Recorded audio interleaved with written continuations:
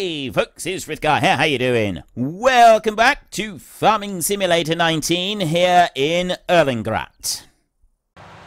We can do plenty of those. I got 3,000 litres that I can load in. This one's got to be barley that we want to be putting into here. Let's load this up then. How we do it? Oh, I need to go and empty out those potatoes, because else I'm not going to have room to go and get the rest of them. Go forward a bit and just get the rest of that barley in there, and let's run you down and get this one. You know what? Yeah, so you're gonna just have to sit here and do nothing for a while. There is absolutely nothing I can do with this one until I have gotten the other harvest finished. So you sit there, you're out of the way slightly. You're gonna have to just sit there in the corner of the field. You start up here, and we'll go on up to the potatoes up here, and we'll get the other 2,000 litres of potatoes off of that harvester up there as he's coming down, and we'll take this off to the supermarket, and we will get rid of this. As the other one is also the supermarket, yeah, we want to sort of leave that one. Yeah. I didn't think about that at all. So that's kind of thrown me a bit, that has. The fact that, you know, you have these two jobs here, and they're both running the same place. And you can't choose which one you send them to either, can you? We weren't able to choose which one to send them to. We weren't able to have... We had no choice in the matter whatsoever. It was all decisions made for us. So we've completed some of Field 10, but we can't do anything else with that until Field 10 is been completely harvested. So I need to get that one moving. So what I'll do is, if I just bring you down over here, I've got some of the potatoes off, and I'll go over here to this one, and I'll unload the harvester at least, get that one emptied out, and then I'll run these up the road after, once I have gone and emptied out those potatoes and sold those. We can get this one going. So then this one can keep harvesting. This one needs to keep moving, because if this one doesn't keep moving, we're going to be stuck here. Bring you in round. Complications for having multiple harvest contracts running at once. I didn't actually see this happening at all. I'll put that one there. I'm going to back out a bit just so that one starts moving. How far have I got to go back? There. Right. And that way I can get the last 1,000 litres in here, and I can get all of this one unloaded. I won't actually drive up the road just yet. I'll sell the potatoes first, then I'll come back and drive this one up the road. So then this one can come back and keep this going, and then I'll come back and get that seed drill going. Get it over to Field 8 and get that one underway. Right, you're full. That means the harvester is about as empty as it's going to get, so he's got a little bit of time that he can go running up and down the field, which is good. That's what we want. And bring you up over to there. Right, you can stop there a minute, you can wait, and I can go in this way. No, yes, that's the one that I'm after right there. Off to the supermarket we go. Do a little bit of selling. I am quite enjoying this, like this shuffling around all of these different machines, trying to organize our transport company here. I know this is quite a bit different to hacking out our own farm from the wilderness of the forest, which is what the last one was all about. This is a very, very different approach to a hardcore series. And I appreciate that this is, you know, quite a bit different, and I know that there are some of you who are still a bit unsure about this, as whether or not you even like this as a series, whether we, you know, yeah, it's because of how much different it is to the previous series. I do understand that there are some of you who've got sort of misgivings about this, and whether or not it does actually work or doesn't work at all. And I understand that. I really do. I genuinely do get it. Right, there's 28% transported for Field 19 right there. And we'll bring on the next one. And I think, as some of you have said, that it's going to start changing. Things are going to start changing up quite a bit once we've reached the point where we've got our own land. And I'm hoping that these root crop jobs that we're doing, once we eventually can properly cash in on them, they will get us a reasonable return. So there's 38% transported for field 19. The actual contract itself, I mean, it's saying 38% transported, which is indicating that we've got an awful lot more to transport, but there isn't that much left over here. So if these root crop jobs don't transport enough to be able to actually pay off properly, then I won't be doing them anymore. Then that will make the decision for me. We will scrap the precision farming DLC completely. With the amount of money that we've potentially got invested into this, I'm going to let you go and just fill up completely a minute. And while you do that, I'm going to take this one up the road so that we have got this one able to come. He's there ready to get that one unloaded, because that's going to be our next thing. It's getting field 10. So I've got some percentage transported for field 10. We've transported a certain percentage on that one, and it's going to put anything that we do transport in on field 10. So we get that one done. Then we can complete that contract. Then anything else that we transport after that starts going towards the other field, which is the field 20, I think it was, contract. So we can start sort of focusing. I should have had my beacons on. And I'm hoping, after all is said and done, that we will have a large quantity of sugar beet left over. That's what I'm hoping for. Whether or not we actually do have a large quantity of sugar beet left over is another matter entirely, but hopefully we will. Okay, let's go down there and get the first 10,000 litres off. There's still a reasonable slice left on this field. A couple of untidy bits on the end, but they're not anything worth worrying about. We're probably, what, 2/3 of the way through this field now? So I'm thinking that we're going to end up with at least 2 more double trailer loads out of this field. The overall percentage done here, 60% done. And we're close, well, not quite 2/3 of the way through the field yet. I reckon we could be doing fairly well on this field. I think that we could end up with a nice bit of potatoes left over for our own profit at the end of this. We'll have to wait and see on that one. I don't quite know yet. Right, anyway. Leave you going there.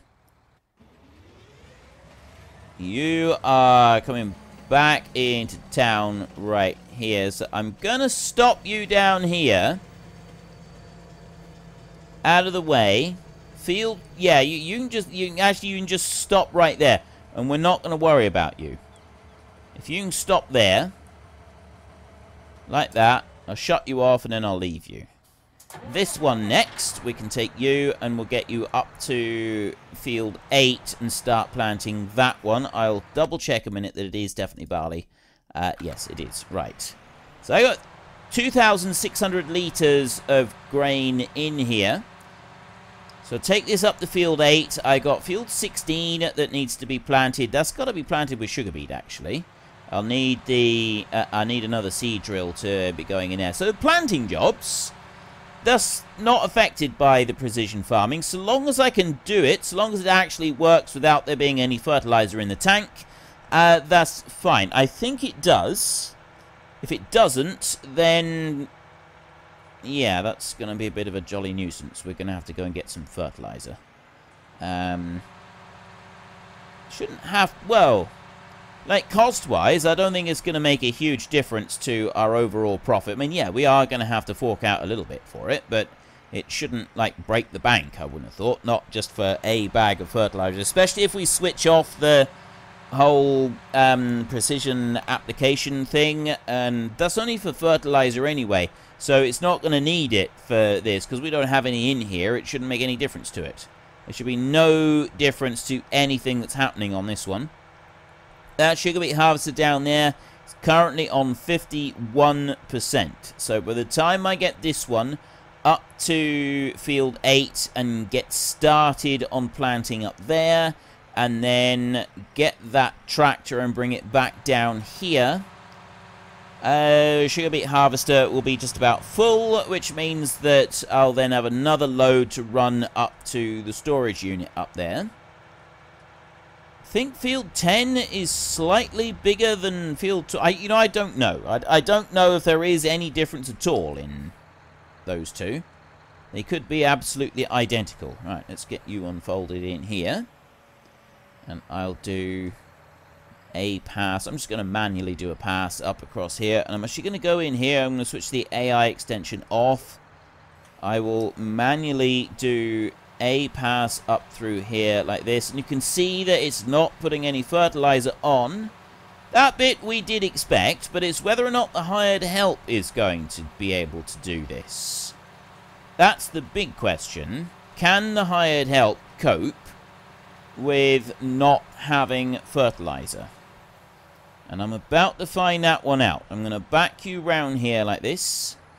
I'm going to set you right there on the edge of the field, and I'm going to press H like that. You're going to go there, and yes, excellent. Right, it does do it without fertilizer in the tank, which means that we won't have any major problems. I am going to just sit with this one until he gets to the end of the field. We will manually do one pass along that bottom end, and then we'll set it working over there. And then we can ignore it while it finishes off this field. I'll get another seed drill, and that one needs to go to field 16, and we can start working on that one. I'm not, though... Well, I'll buy a tank of seed so that I can, like, make a start on there, but because it's a row crop planter, there's going to be an awful lot of seed, like, an awful lot of refills needed, and that's the slightly tedious bit with that. But we've got 2,500 litres of seed here, so I'll be able to take the seed from this one and run it down to field 16, unload it there, and then I've got some seed on the edge of the field. I know that I've got my pickup with my trailer that I can go and use. We'll be able to use that a lot as well. Oh, the whole thing with the pickup and the trailer, I had a nice bit of feedback come from that one. And everybody said, yeah, this is a great idea, go for it. A few people said, well, I actually know agricultural contractors who...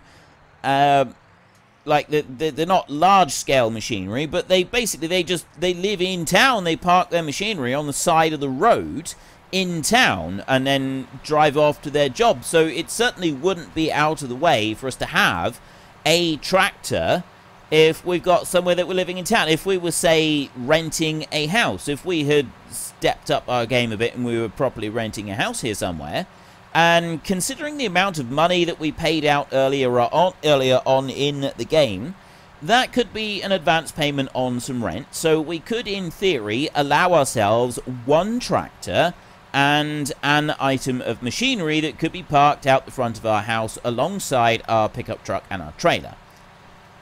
I don't know whether or not you think that would be an acceptable thing. I'm kind of thinking that's like, me, setting out some rules and then bending those rules immediately to try and suit moving things along. So, yeah, I'm not really sure about that. I know that some of you will like it and some of you won't like it. That's just kind of... I'd rather wait and see what happens with these root crop jobs. We've got 3 root crop jobs, and I'm really hoping that they end up paying us a decent amount of money, and so then we don't have to worry about these other issues quite so much. However, if they don't end up paying us a huge amount, because remember, we were on about 40-something thousand, weren't we? And we're now on 34,000 because we've laid out money for some fertilizer. We've laid out money for some seed. I mean, yeah, we haven't returned the seed. The fertilizer we've lost a little bit. We've been putting out money in wages left, right, and center, but we haven't had any money coming back yet for a little while. if we can make some decent cash coming in on some of these jobs, then yeah, brilliant. That would be absolutely fantastic. Let's see if I can get to you before you get to the end of the row, or you're going to try and do something stupid like turn round. I don't really want you to do just yet. So let me go straight to you like that. There we go. Right, good. Take that off there. The potatoes are on 65%, so I will work on this one right here. We'll get that one completely full. Helper D has completed their task. That is the seed drill down there. Why are you thinking you've completed a task when you clearly haven't?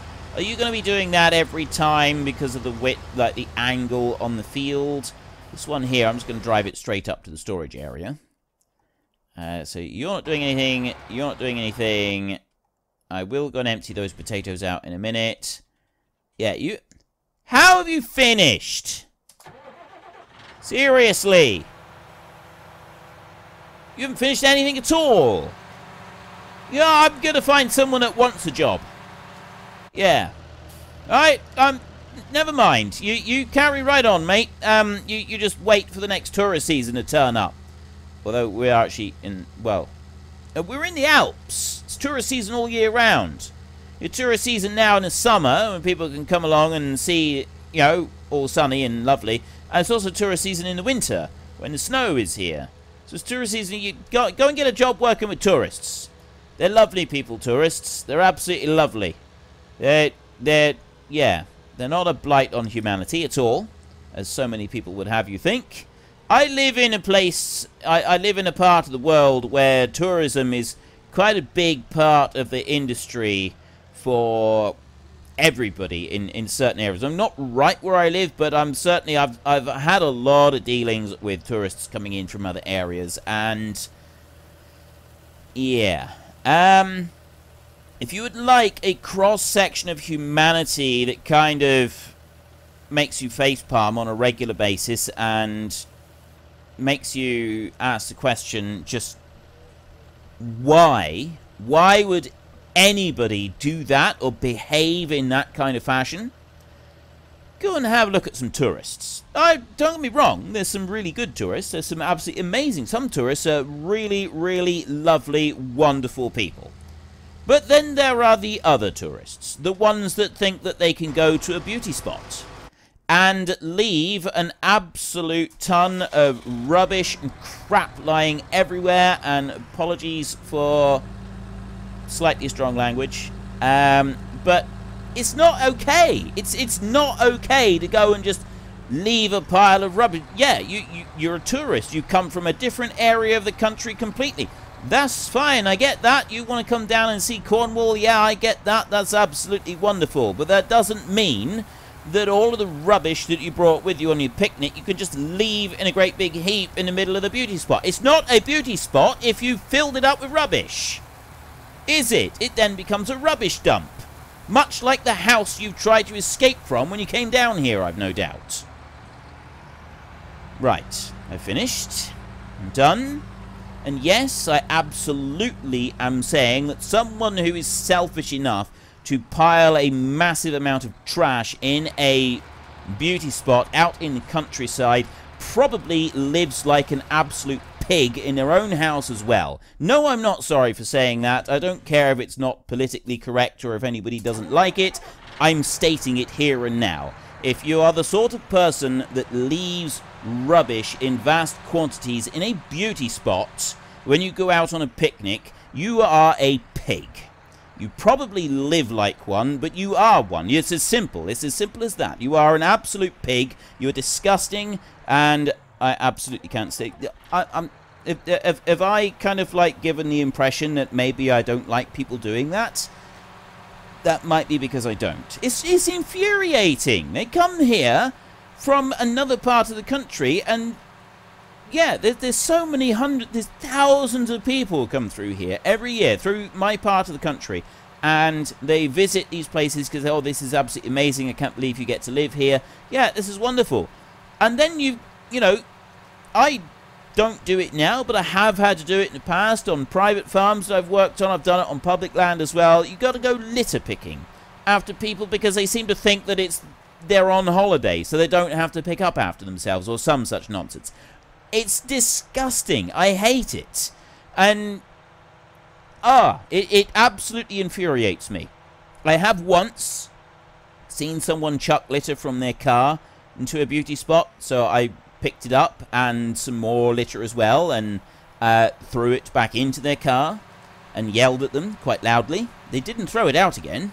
They wound their windows up and drove off pretty quickly. I'm 6 foot tall and I'm fairly big, so me yelling aggressively at them probably didn't do a lot for their self-confidence, but they shouldn't have thrown the rubbish out in the first place. Okay, confession time is over.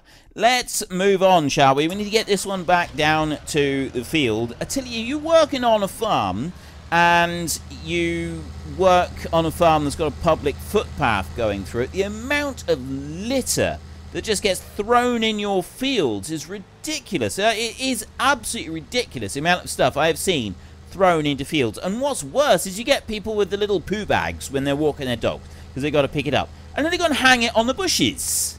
What's wrong with you people? Seriously, what goes through a person's head that they think that that is an acceptable thing to do?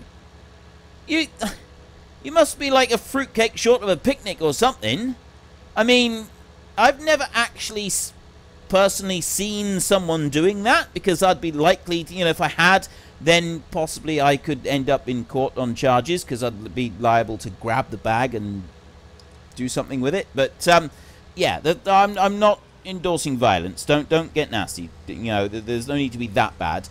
I did work on a farm that had a factory next door to it, and the amount of rubbish that was thrown from the factory car park over the fence and into our field was just ridiculous. We couldn't keep livestock in that field because of the amount of rubbish that was thrown into the field from the factory.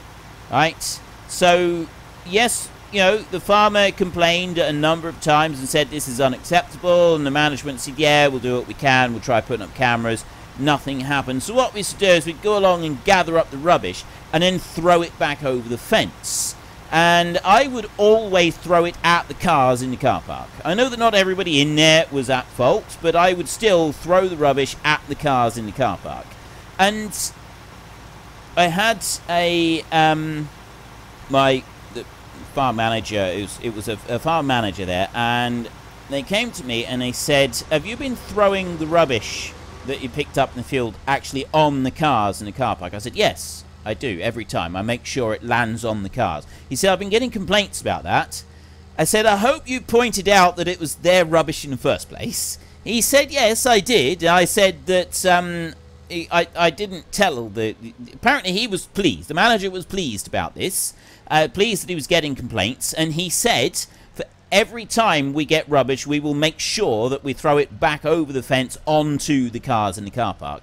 And lo and behold, security cameras appeared in the car park almost overnight, and it stopped happening. I think it's because I would pick out the shiny cars, which is likely to be management's cars, so they then, it affected them personally then. And it was only then. It was fine, apparently, for all of this stuff to be chucked into a field, and yeah, I don't get that. I don't get that logic, right? That they didn't have a problem with it being chucked into the field where it could potentially harm the animals until someone come along and picked up this rubbish and threw it back over their car. Oh look, now it's on my car. Maybe this is a problem. Maybe I should do something about it. It doesn't matter that it's been harming the wildlife. It doesn't matter that it's been harming the farmers, the animals. We don't care about that, but it's got on my shiny car now.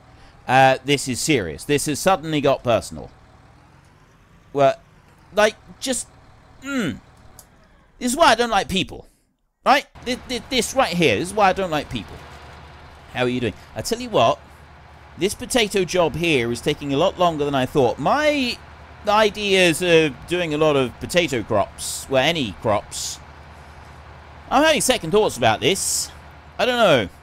I mean, the sugar beet stuff, that's coming along quite quickly, but the potatoes, they are certainly taking their time. Let's have a look and see what we're doing with these. I got, that one's just about finished. I was going to get another planting job, sorry. We're going to get that one going. 68% done on this one now. I mean, this job here is coming along quite nicely. Sowing, yeah, you actually completed there. The Fellspring grain mill, well, nothing's happened on that one. You're on 51%. Now, I already took half a train load, well, I took half of the yield off of the other fields and went and did that. So that was all sort of taken care of. Now, you are just about finished, so we'll be able to take you on to the next one.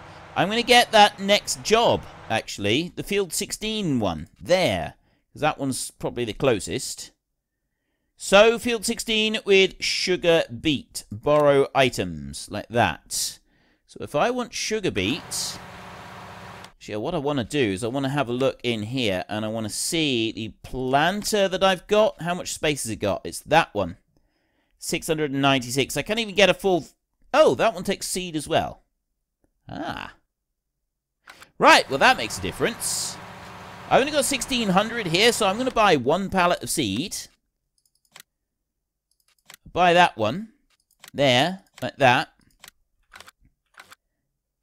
Come out of there, and then this one right here, so that job is finished. I'll fold you up, and we're going to get you down to Field 16, and then we'll unload the 1.5 things of seed that we've got left in here.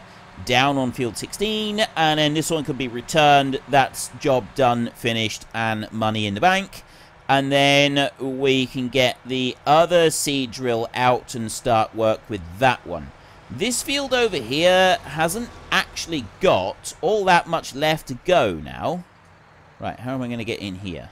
Field 16, that's just up there. Right. In round there, and... you go right in here. So I'll unload that seed there. There's 2 of them. Turn you off like that. And that job, not Field 16, Field 8 right there. Leasing cost 650. I can collect that. So there's a little bit of money coming back in already. Now I go and take you. I've got that front piece, and I've got that back piece as well. So I'll take the front piece here, and I'll put the 1,000 litres of seed into it. Right there. Now that's just plain seed. Nothing else going in there. Right, that's up like that. And then I can go over here and hook that one on. I'll fold you up a minute. Like that. Right, I don't want corn in here. I want sugar beet, like that. So we'll run this one now out to Field 16, and we'll make sure... Right, ooh, potatoes.